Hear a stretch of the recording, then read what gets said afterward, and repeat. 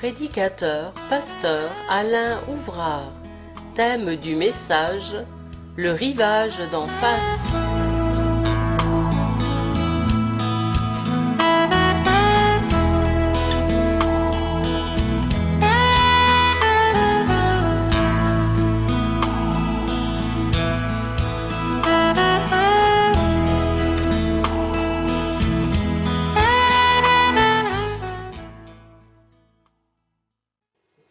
Passer par-ci, passer par-là, comprenez ce que ça veut dire.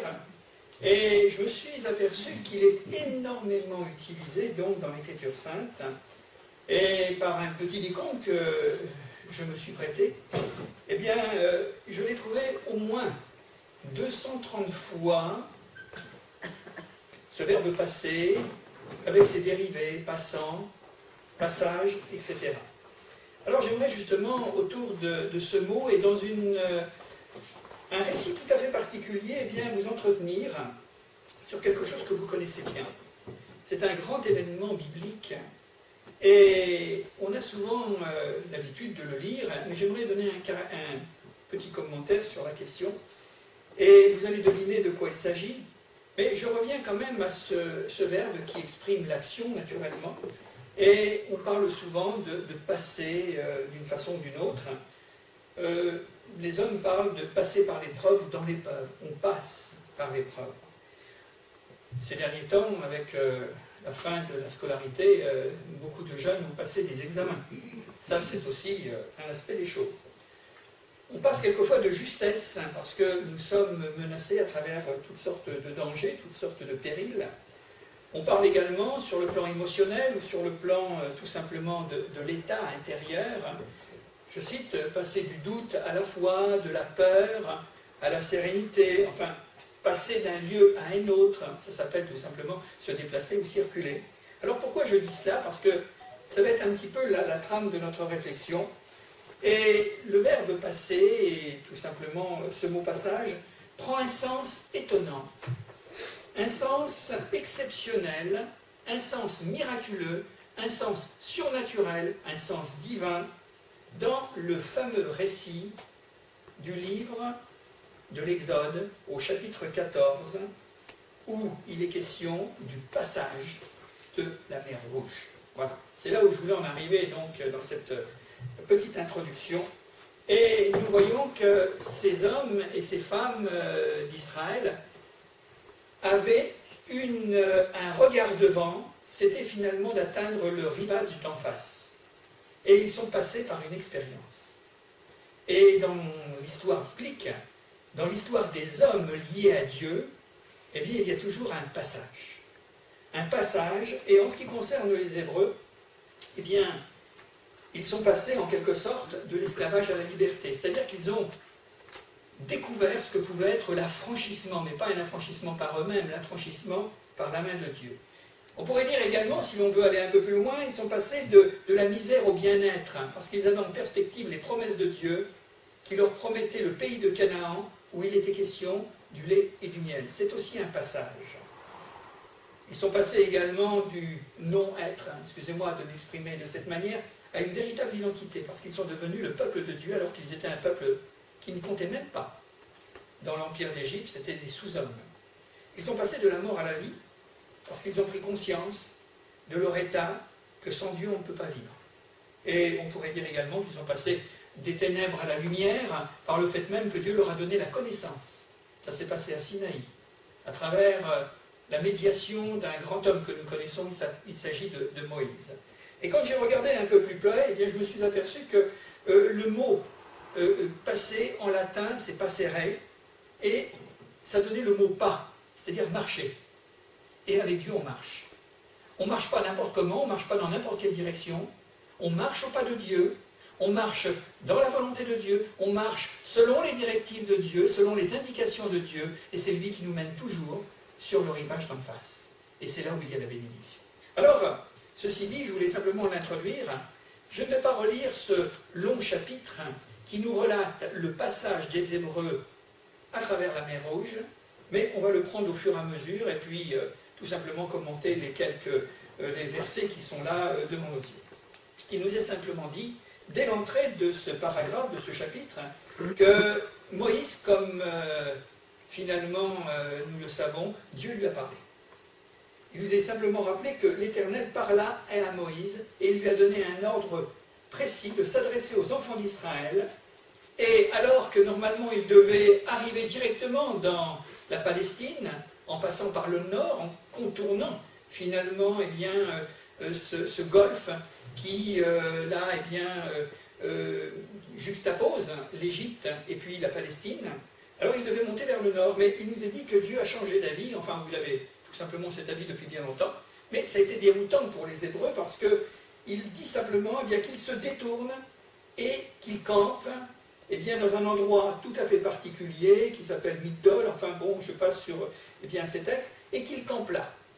Alors, nous voyons qu'il y a une direction de Dieu, et cette direction, elle est un petit peu dérangeante, un peu désoriente, par le fait même que c'était certainement pas la route que, humainement parlant, ils auraient choisie. Au lieu d'aller finalement vers le nord, Dieu leur dit, vous allez dans une autre direction, et Dieu va donner l'explication. Parce qu'il a en vue de sauver le peuple hébreu, mais il a en vue aussi de confondre l'ennemi d'Israël, c'est-à-dire Pharaon et l'Empire d'Égypte.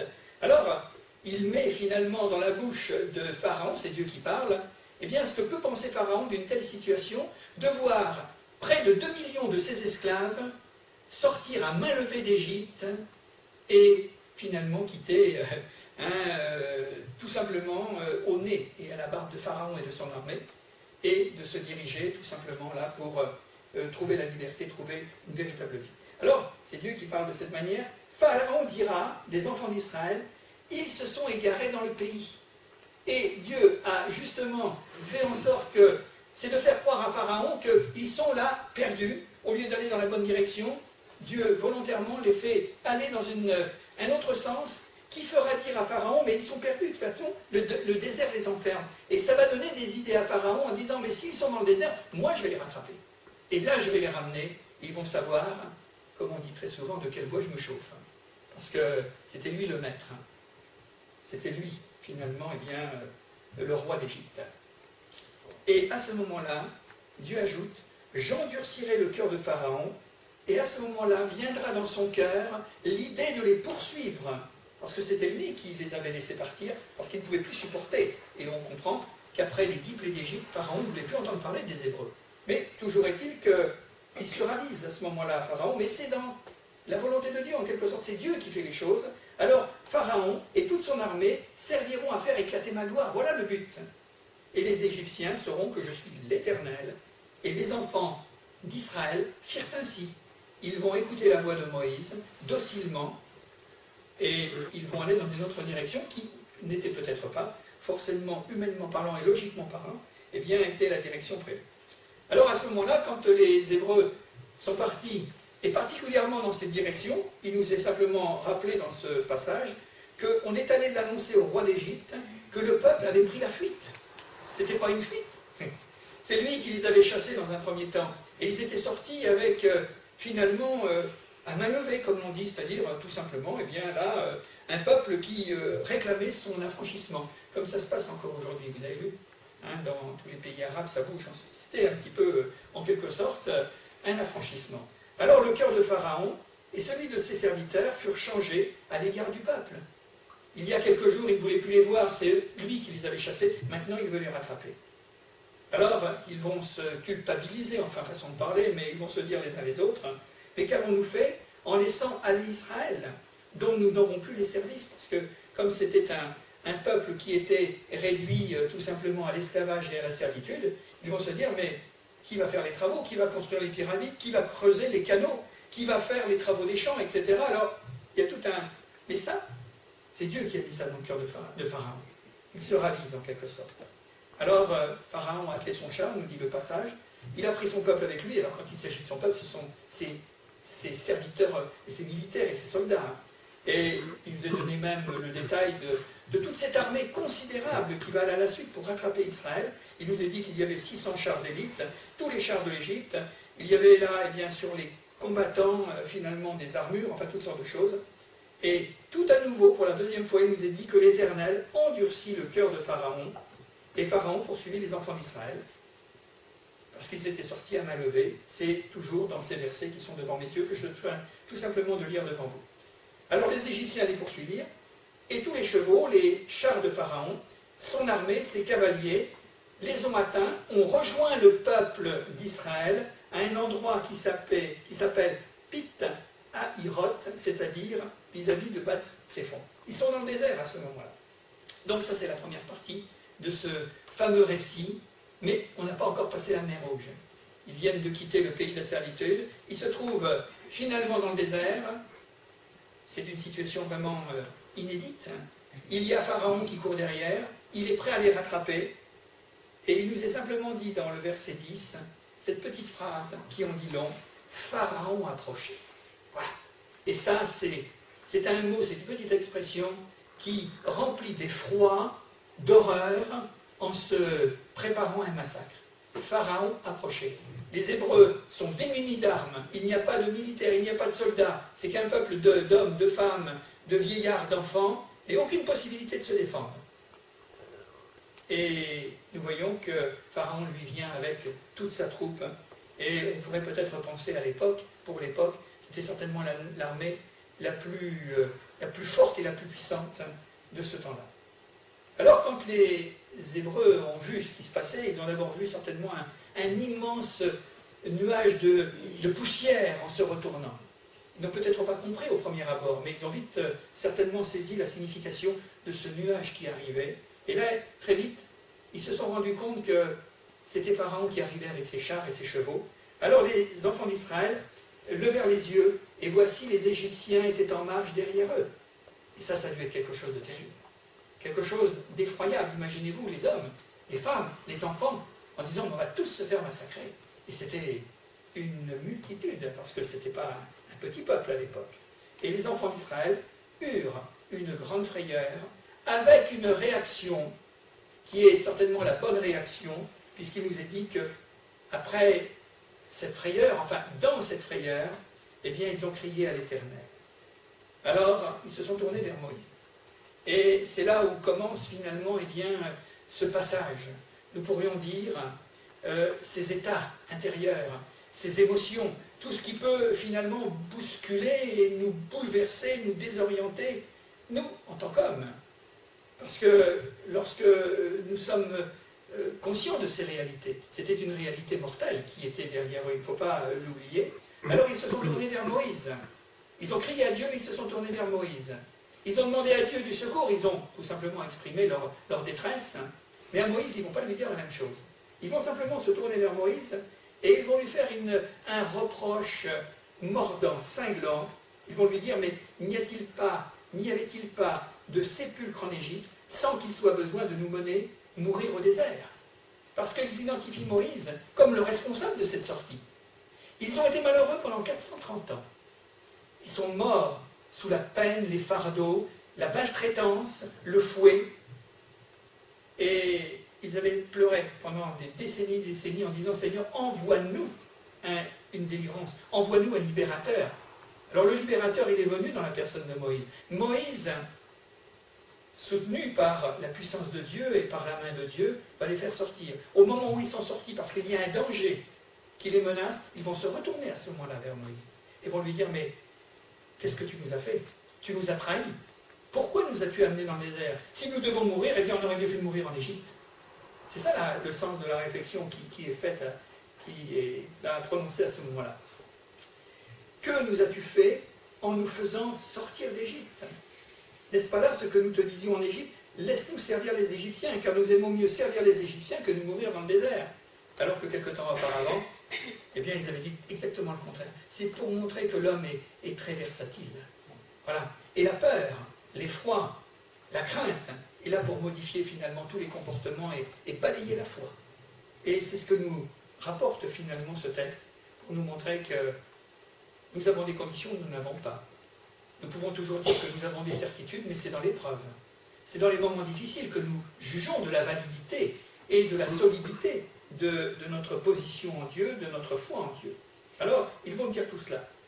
Et Moïse, qui est un homme de l'esprit, un homme d'une grande foi, va répondre au peuple.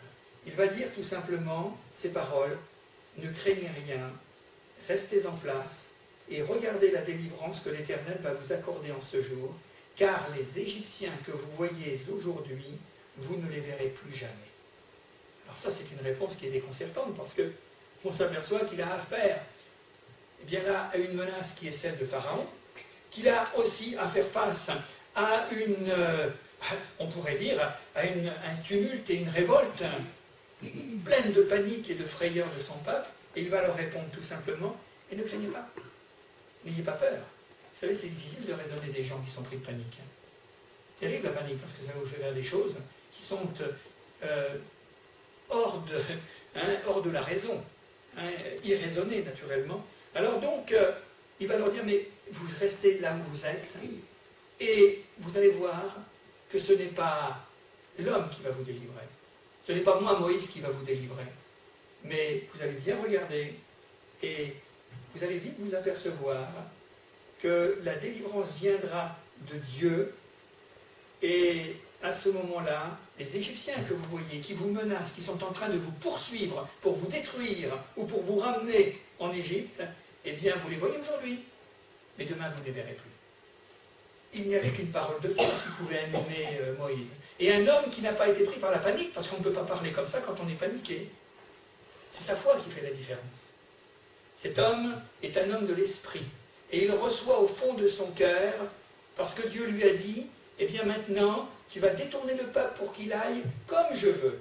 Il est convaincu que ce que Dieu lui a dit, eh bien Dieu va le réaliser. Et quel que soit le passage, quelles que soient les difficultés qu'il va falloir traverser, qu'il va falloir surmonter, ce que quand Dieu nous donne, eh bien, là, une direction, c'est qu'il nous accompagnera. Il nous en donnera les moyens, il nous en donnera la force, il nous donnera tout ce qui est nécessaire pour aller tout simplement jusqu'au bout. Alors, il le dit, et il essaie de convaincre finalement eh bien, le peuple hébreu de bien recevoir cette parole. Vous ne les verrez plus jamais, parce que l'Éternel combattra pour vous, mais vous, en attendant, gardez le silence. Ce qui veut dire que vous restez à votre place. Vous pouvez considérer maintenant, et vous pouvez regarder les Égyptiens dans le brouhaha qu'ils sont en train de mener, un train d'enfer pour vous rendre esclaves tout à nouveau, ou pour vous détruire, ou pour vous tuer. Vous les voyez, mais que votre foi soit plus forte que votre peur. Ou que votre foi, eh bien là, triomphe de votre peur, parce que je vous demande de ne pas bouger, je vous demande de regarder et de bien considérer que cette délivrance, elle va venir de Dieu et que le danger va disparaître.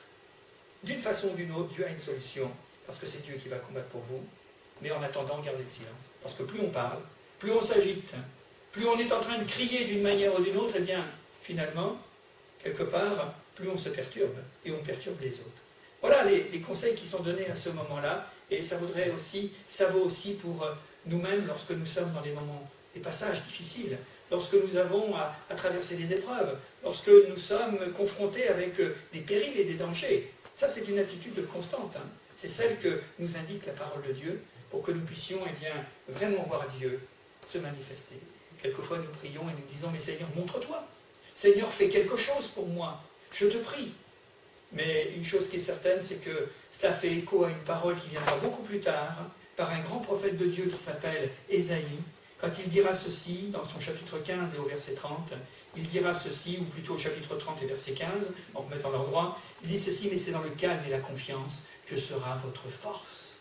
Et ça vaut aussi, eh bien, pour notre temps, ça vaut aussi pour nous. Alors, à ce moment-là, tout à nouveau, Dieu a parlé à Moïse, et il lui dit, mais pourquoi ces cris ? Il semblerait que Dieu soit étonné du comportement, finalement, eh bien, des enfants d'Israël. Alors, tu vas leur parler, et maintenant qu'ils marchent.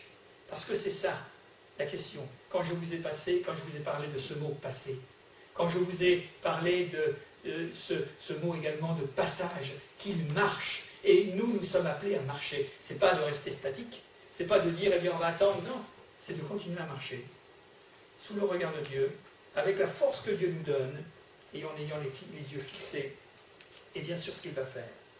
Alors, à ce moment-là, Moïse va recevoir un ordre, tout à nouveau un autre ordre de Dieu. Il va lui dire, tu vas lever ton bâton, tu vas l'étendre sur la mer. Il est question de la mer Rouge à ce moment-là. et tu vas la fendre. Fends-la, lui dit-il, et les enfants d'Israël entreront au milieu de la mer à sec. Ça paraît inouï, ça paraît fou. C'est comme si on se mettait sur la plage à Saint-Nazaire et que nous essayions de franchir pour aller jusqu'à Saint-Brévin.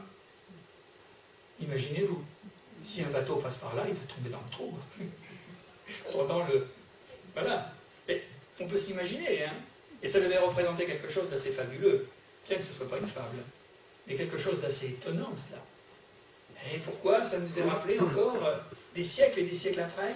Parce que derrière, il y a quelque chose qui va au-delà du symbole. C'est que Dieu est tout-puissant. C'est que Dieu est capable de faire des choses que les hommes ne pourront même pas imaginer, au-delà de ce qu'ils peuvent penser, même là de ce qu'ils peuvent demander. Alors, ils entreront à pied sec dans la mer. Et moi, je vais endurcir le cœur de Pharaon. Troisième fois que cela nous est dit. Pour qu'ils entrent après eux. Parce que le but, c'est que les Hébreux, eux, passent dans la mer et arrivent sur le rivage d'en face et soient préservés et de régler en même temps le compte de Pharaon et de son armée, puisqu'ils poursuivent. Alors, on va voir comment ça va se passer d'ici quelques instants. Et ils feront éclater ma gloire, et encore à nouveau, à ce moment-là, Pharaon et les Égyptiens sauront que je suis l'Éternel, le Dieu d'Israël. Voilà comment Dieu prouve les choses, par sa puissance, par des faits miraculeux, surnaturels, des faits extraordinaires, et je ferai éclater ma gloire. On continue. Il nous est dit un peu plus loin que l'ange de l'Éternel, alors l'ange de l'Éternel, je précise tout à nouveau, c'est une anticipation de la venue de Jésus. Voilà. Dans la Bible, quand vous trouvez ce terme, l'ange de l'Éternel, eh bien, c'est en quelque sorte cette anticipation de celui qui allait venir. L'ange de l'Éternel qui allait devant le camp d'Israël, partit et alla derrière eux. Il était devant et derrière. Ça nous rappelle ce que nous dit le livre de l'Apocalypse en parlant de Jésus. Je suis le premier et le dernier, je suis le commencement et la fin, je suis l'alpha et l'oméga. Nous le trouvons au début de la Bible, nous le trouvons partout et nous le trouvons à la fin de la Bible. Ça, c'est bien véritablement, et bien, en quelque sorte, le titre même et bien, de Christ. Alors, elle se plaça, il nous est dit qu'il y avait une nuée, une colonne et une nuée. Il nous est dit que cette nuée se plaça entre le camp des Égyptiens et d'Israël, comme s'il y avait une séparation, qui faisait que les uns progressaient naturellement dans l'avant, et puis les autres qui essayaient de rattraper, c'est comme s'il y avait comme une montagne, comme une barrière, comme une muraille qui les séparait. Et ils pouvaient toujours... ça s'est passé pendant un temps. Et cette nuée était ténébreuse d'un côté, et elle était lumière de l'autre. Elle éclairait la nuit devant. Ça, c'est tout à fait encore la typification de Christ. Je suis la lumière du monde. Celui qui me suit ne marchera pas dans les ténèbres. Et il y a comme s'il y avait une séparation. C'est un passage des ténèbres à la lumière. Et nous voyons que eh bien, les choses nous sont présentées de cette manière. Alors, ténébreuse d'un côté, du côté d'Égypte, et lumineuse de l'autre côté, parce que c'est Dieu qui éclairait la nuit, et les deux camps n'approchèrent point l'un de l'autre pendant toute la nuit. Je pense que dans toute la stratégie des savants et des savants militaires de Pharaon, ils devaient se dire, mais il y a quelque chose qui ne va pas. Nous avons des chars, nous avons une armée, nous avons de la puissance, nous avons des chevaux, nous avons tout ce qu'il faut, et on n'arrive pas à avancer. Alors là, il n'en était qu'au début, parce qu'après, vous savez savoir que ça n'avance plus du tout. Hein. Parce qu'il va y avoir tout un chaos qui va se produire, et ça, c'est la main de Dieu. Il y a ses élus, il y a ceux qui lui font confiance, et puis il y a les ennemis aussi de Dieu. Et donc en même temps, les ennemis de ceux qui mettent leur confiance en Dieu. Moïse va faire ce que Dieu lui dit. Il étendit sa main sur la mer, et l'Éternel refoula la mer par un vent d'Orient, qui souffla, nous dit le texte, c'est une explication, avec impétuosité toute la nuit.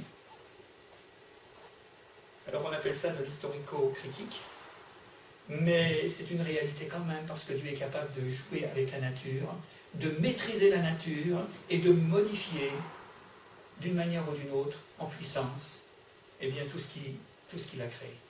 Donc il est question de ce vent, et nous n'avons pas à douter finalement de l'authenticité de la chose. Alors, ce vent a soufflé pendant toutes ces heures de la nuit, et il mit la mer à sec. Imaginez-vous ce que ça peut être. Hein. On a du mal. Hein. Surtout pour faire passer 2 millions de personnes de front. Alors souvent, quand on regarde les fresques cinématographiques du passage de la mer Rouge, on voit un couloir. Hein. Mais d'après toute vraisemblance, Et les explications des commentateurs les plus avisés ou les plus autorisés, on s'aperçoit que ce n'était pas un couloir, hein. C'était beaucoup plus large que ça. Passer en l'espace d'une nuit 2 millions de personnes, ce n'était pas un couloir de métro, hein. C'est quelque chose de quand même beaucoup plus grand. Et pour montrer que Dieu est en train de démontrer, de faire la preuve finalement qu'il est Dieu, et les eaux se fondirent. Les enfants d'Israël entrèrent au milieu de la mer à sec, et là ça a dû leur faire un drôle d'effet. Parce qu'ils étaient spectateurs et c'était pour eux que les choses se faisaient. Parce que leur crainte était passée à ce moment-là. Et imaginez-vous qu'à partir du moment où ils ont vu Moïse lever son bâton et ce vent arriver et la mer refouler de droite et de gauche et pouvoir mettre déjà le pas, passer, mettre le pas dans le fond de la mer, ça devait être quand même assez... Enfin, je ne sais pas s'il y a des mots pour décrire ça, parce que quand ils ont commencé à progresser dans ce passage, ils ont dû voir à une hauteur considérable eh bien, les flots qui étaient refoulés. Et c'était inouï. Est-ce que ce n'était pas un rêve? Peut-être ont-ils pensé qu'ils rêvaient à ce moment-là. Oui, parce que difficile hein, de pouvoir... Mais ils ne rêvaient pas, c'était vraiment la réalité. Et les eaux formaient comme une muraille à leur droite et à leur gauche. Et il nous est simplement ajouté que les Égyptiens les poursuivirent, et les chevaux de Pharaon, ses chars, ses cavaliers, entrèrent après eux au milieu de la mer. Eh oui. Vous savez, il fallait de la foi pour passer. Et il fallait de la foi pour entrer. Mais comment allaient-ils s'en sortir? Alors les uns vont s'en sortir de ce passage. Passage, ça donnait aussi le mot Pâques. On en parlera, on peut en parler un petit peu plus loin dans le texte. Et les autres vont être condamnés. Les uns seront sauvés, les autres seront condamnés. Ça, c'est quelque chose. Hein. Ils vont être châtiés, les Égyptiens. Alors, ils entrèrent après, en pensant qu'ils étaient suffisamment forts, qu'ils étaient suffisamment puissants pour pouvoir ramener ce peuple. Hein. Et tout le monde a dû être certainement étonné, dans un camp comme dans l'autre. Hein. Et à la veille du matin, vous savez que c'est souvent à la veille du matin que les choses se passent. Vous connaissez l'histoire de la tempête sur le lac? À la veille du matin, c'est là où Jésus est venu vers les disciples. Et il leur a dit, n'ayez pas peur, c'est moi. C'est là où il a calmé la tempête. Et là, c'est encore à la veille du matin. L'Éternel, de la colonne de feu et de nuée, regarda le camp des Égyptiens, et il mit en déroute le camp des Égyptiens. Et comment Dieu va s'y prendre? Il nous est dit qu'il y a eu un tel chaos, une telle confusion. Il ôta les roues de leurs chars et en rendit la marche difficile. Les Égyptiens dirent alors, fuyons devant Israël, car l'Éternel combat pour lui contre les Égyptiens. Imaginez-vous un peu le tohu-bohu qui s'est passé. Remarquez, on ne va pas au front de la mer avec des chars, avec des chariots, enfin toutes sortes de choses. Je pense que les Hébreux étaient beaucoup plus appropriés pour pouvoir passer à pied. Et les autres, avec tout leur armement, avec leurs chevaux et tout ça, mais ils se sont empêtrés. Il devait y avoir des pierres, il devait y avoir toutes sortes de choses. Ils ont dû se télescoper les uns contre les autres. Et comment faire hein? Ça faisait un bouchon en quelque sorte. Hein. C'est un terme que l'on connaît bien aujourd'hui. Hein. Et la panique. Pourtant, c'était des hommes de guerre. Hein. Et là, ils se sont dit les uns les autres, hein, mais fuyons devant Israël. C'est là où ils commencent à prendre peur. Il y avait déjà eu le coup de semonce avec les 10 plaies. Enfin, c'était pas n'importe quoi, les 10 plaies d'Égypte. Et là, ça devient véritablement pathétique, ça devient dramatique pour l'Égypte. Et ils vont le dire, mais nous avons affaire à un peuple. Nous avions ce peuple au milieu de nous pendant 430 ans, et nous ne nous ayons pas aperçus qu'il avait un Dieu, qu'il avait un Dieu puissant, et que c'était un peuple qui avait la foi dans ce Dieu puissant. Alors ils vont dire, mais fuyons. Mais comment faire demi-tour? C'est pas facile hein, à ce moment-là. Hein. Quand on est parti poursuivre, d'accord? Et après revenir en arrière. Et surtout qu'ils devaient être déjà bien engagés. Alors que probablement les premières cohortes des Hébreux étaient déjà arrivées de l'autre côté. Hein. Alors, là il va comprendre, et c'est ça justement ce que Dieu voulait faire comprendre à Pharaon et à l'empire d'Égypte. Car l'Éternel combat pour lui contre les Égyptiens. Ils sont superstitieux les Égyptiens. Toute leur religion, toute leur mythologie, c'est une religion, et c'est une mythologie de superstition, de magie, d'idolâtrie. Et là, ils vont dire, mais c'est pas possible. Le Dieu qui est avec eh bien, nos esclaves est encore plus fort que nous. Voilà comment ça s'est terminé. L'Éternel dit à Moïse, tu étends ta main sur la mer, et les eaux reviendront sur les Égyptiens, seulement à l'ordre de Dieu. C'est Dieu qui conduit, c'est pas Moïse. Hein. Ce n'est pas l'interprétation ou tout simplement l'improvisation de Moïse. Moïse, on le voit, c'est un homme qui reste calme, c'est un homme qui reste dans la foi, qui a confiance en Dieu. Il attend que Dieu lui dise une chose et qu'il lui dise encore une autre chose. Et il agit d'une façon ou d'une autre. Et au moment où c'est... Parce que c'est Dieu le chef de guerre. C'est lui qui est en train de mener les opérations. Et à ce moment-là, Dieu lui dit, mais tu vas faire ceci. Et là, tu vas voir, les eaux vont revenir. On peut imaginer que tous les Hébreux étaient passés de l'autre côté. Parce que c'était pas... Il n'y avait pas un quota de perte, hein. C'était tous les Hébreux de l'autre côté, c'était son peuple.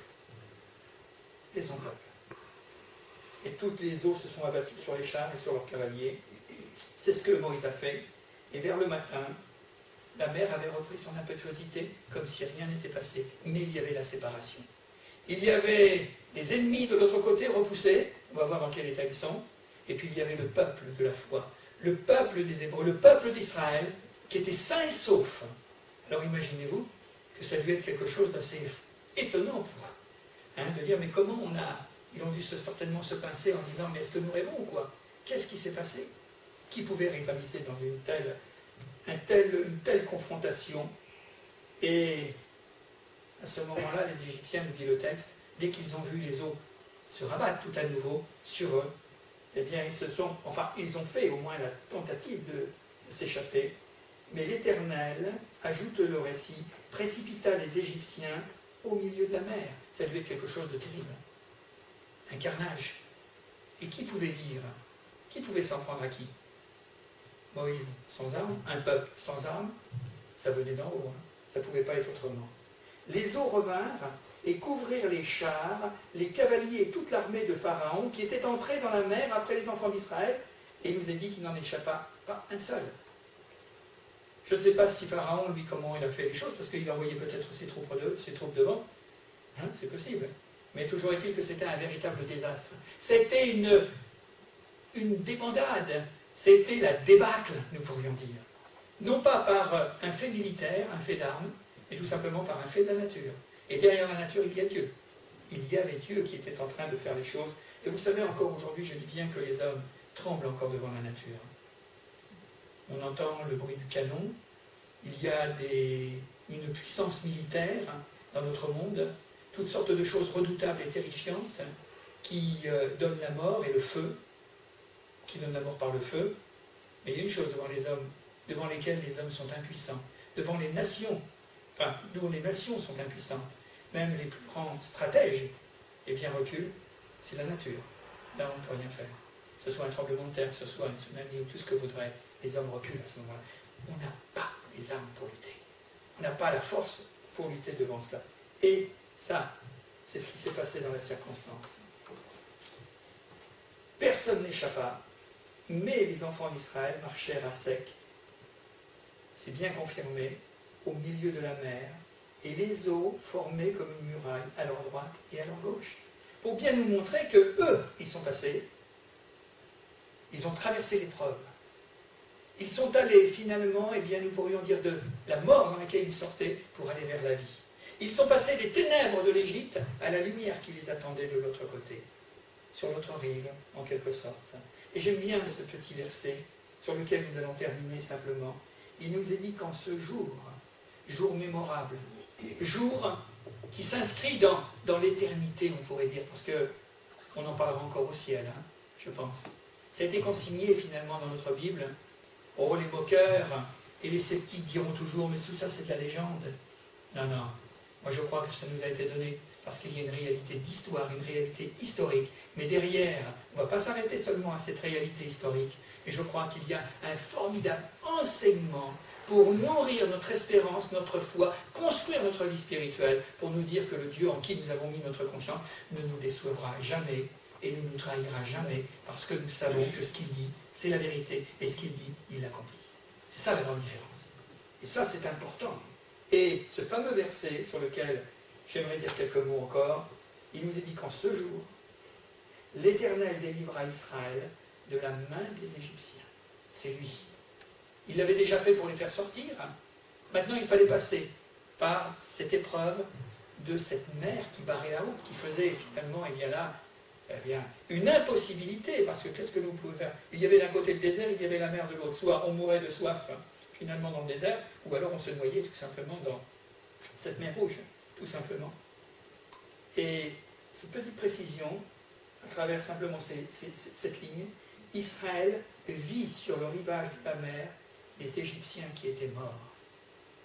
Pour nous montrer, quand ils se sont retournés au petit matin, quand la lumière est revenue, tout avait repris finalement comme si rien n'était. La mer avait retrouvé son impétuosité, avait retrouvé son mouvement. Le soleil certainement était au zénith. Et quand ils ont regardé autour d'eux, ils se sont dit, mais où sont nos ennemis? Où sont nos adversaires? Et vous savez, je crois que c'est un encouragement pour chacun d'entre nous.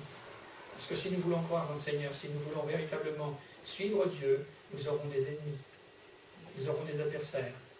Et comme le dit un passage d'un psaume, que le méchant disparaît. Il creuse une fosse pour nous prendre, pour faire tomber les enfants de Dieu, pour faire tomber ceux qui ont la foi, et c'est lui qui tombe dedans. Et nous nous retournons et nous disons, mais où est sa demeure? Où est-il? Ça, c'est le miracle de Dieu. C'est le miracle de sa délivrance. Et ça, c'est quelque chose de formidable. Nous l'expérimentons dans ce grand message que l'on appelle la guérison divine. Vous rencontrerez, et nous pouvons rencontrer des centaines et des milliers de gens qui disent, moi j'étais malade. Et aujourd'hui, par la grâce de Dieu, je suis bien, pourtant il m'a redonné la santé. Voilà. Où est l'ennemi à ce moment-là? Devant peut-être des maladies qui sont des maladies irrémédiables. Et puis dans d'autres situations, que nous avons vécues, dans des tourments, dans toutes sortes de choses, où Dieu fait disparaître nos ennemis. Toutes ces choses qui sont quelquefois dans notre tête et qui nous perturbent à cause de nos pensées, à cause de toutes sortes de choses. La délivrance, elle vient du Seigneur. Il est capable de nous délivrer de ces Égyptiens qui nous persécutent. Ouais. C'est une belle expérience que nous faisons. Quelquefois, eh bien, l'ennemi, l'Égyptien, excusez-moi, c'est l'ennemi spirituel que je suis en train de parler, est là pour essayer de nous troubler, essayer de nous faire trembler, de nous culpabiliser, et à un moment donné, eh bien, il nous fait passer, il nous fait traverser. Et on se dit, mais où est-il? On retrouve la paix, on retrouve la sérénité.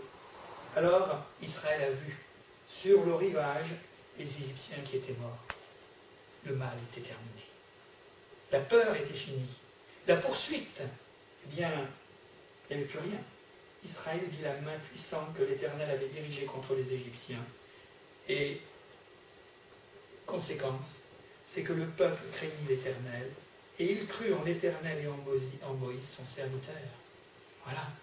Alors, est-ce qu'il nous faut ce genre de choses pour croire en Dieu? Pour mieux croire avant? Enfin, je pense que, quelque part, Dieu nous aide et vient à notre secours.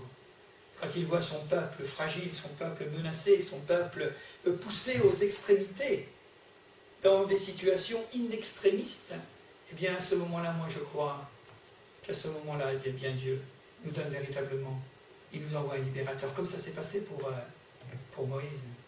Et heureusement que Moïse a obéi. Heureusement que Moïse, eh bien, a fait ce que Dieu lui a demandé. Et conclusion, c'est qu'il y a eu de la crainte. Alors cette crainte, ce n'est pas la peur, c'est le respect de Dieu. Et ce respect de Dieu nous amène à faire encore plus confiance à Dieu. On l'a vu dans notre vie.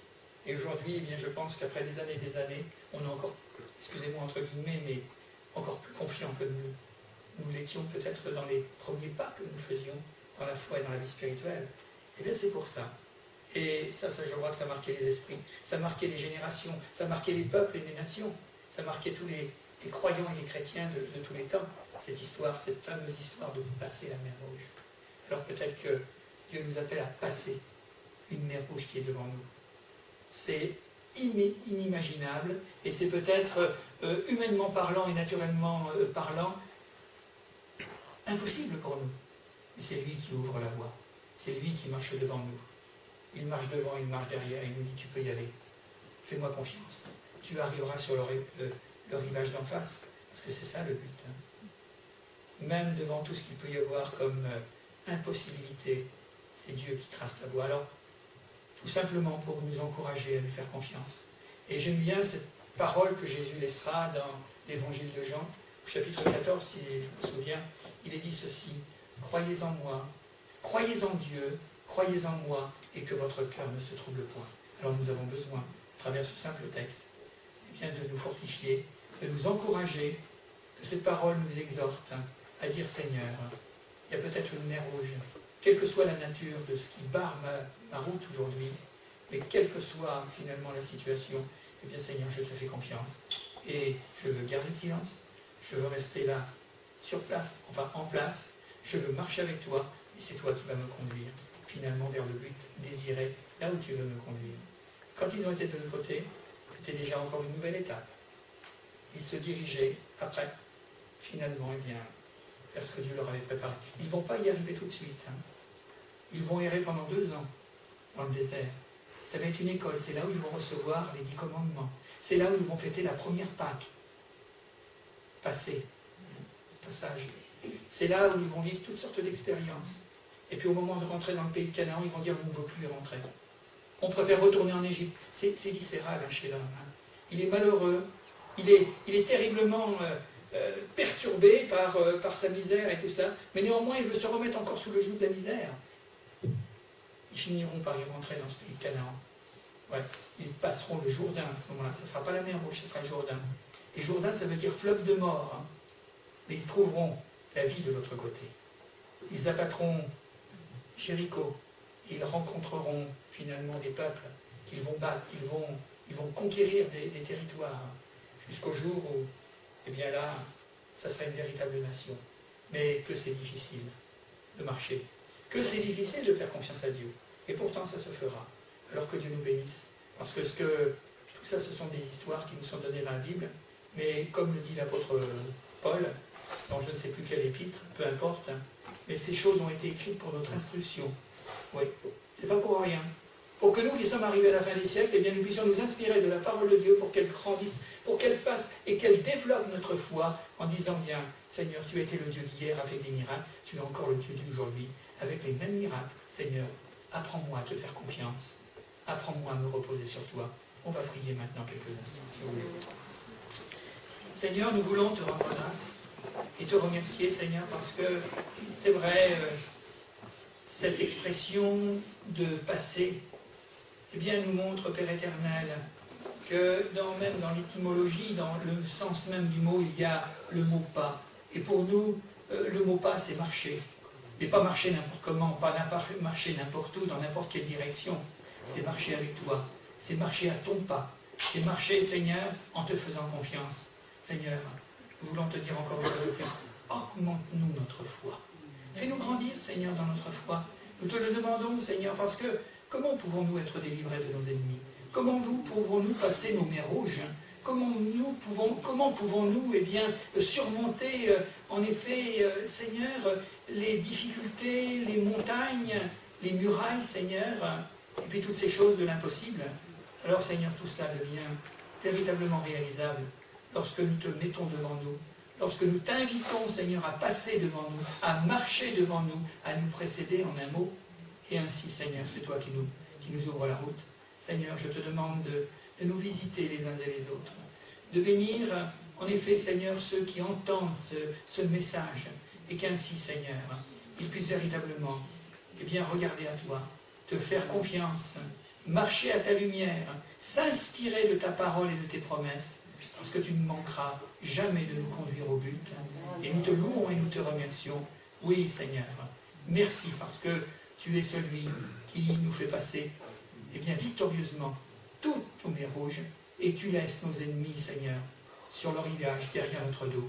Oui, Seigneur, pour qu'ils ne puissent plus nous atteindre, pour qu'ils ne puissent plus nous vaincre, et que nous ne soyons plus jamais des esclaves, et que nous devenions vraiment des hommes libres par la foi en Jésus-Christ. Merci, Seigneur. Amen. Amen.